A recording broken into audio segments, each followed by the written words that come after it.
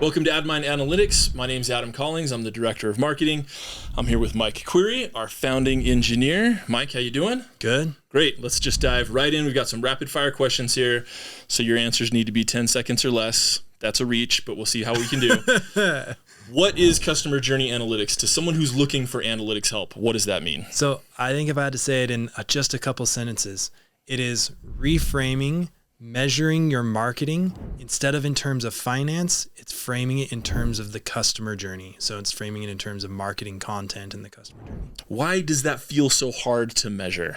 So if, again, probably lots of reasons, but if you had to pick one, the platforms that we use encourage us to measure how we spend money, especially the paid platforms, how we spend money and how they return dollars to us. So they're telling us measure the beginning and the end, not the middle, because they want to prove their value to us. So I think that we're trained by our platforms to think like the accounting team about this instead of like the marketers. Okay.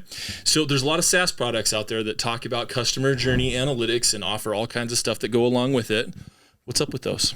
Well, I mean, I think there's a little bit of history here that we started 20 years ago in the web measuring just web behavior. And now we have apps and mobile experiences. And now that's blended across a bunch of different devices. And so I think that new platforms are calling themselves customer journey platforms. But the point is the customer journey is not owned by the tool. The customer journey is owned by the marketing team. You can use most tools to measure the customer journey. How do I know if I'm going to get benefit from investing in a customer journey analytics endeavor? Yeah. So, I mean, the first thing is you have to understand, you have to have done the homework as a marketing team to understand your customer journey, to say, this is the content and the purpose of the campaign is to create awareness or to create consideration or intent or to create purchases. And once you've done that, then you're ready to measure your efforts according to that framework. What's at risk if I don't get this right? If I approach this kind of willy-nilly, what am I risking?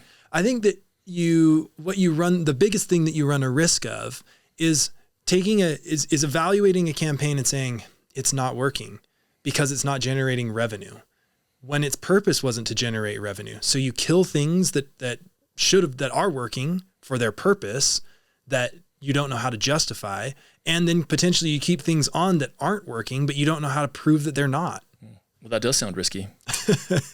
What does getting it right look like? If I snapped my fingers and tomorrow every company in the world had a proper customer journey analytics program, what does that look like? So I think it's two things. I think that it's using the customer journey in your operations. So when you onboard folks, it's telling them that this is how we see our customer journey and documenting that as a team so that when you ask two marketers on your team, what does consideration look like for you, that you get the same answer back. And the second thing is when you measure your efforts, you're measuring them according to that framework. So when you have a discussion as a team and you're looking at data and in order to support that discussion, the data is organized in a way that matches the way you're holding the discussion. So you can use the data to measure where users created, considering users created, intent users created, and obviously purchases created. And then you're able to measure how effective your content is at moving people through those milestones. Yeah. Okay.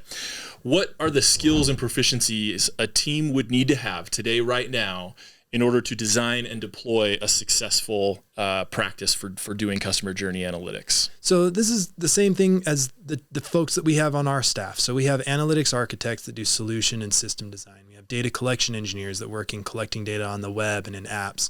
We have data engineers that are responsible for extracting data from data systems and joining it and building data sets for machines or reports.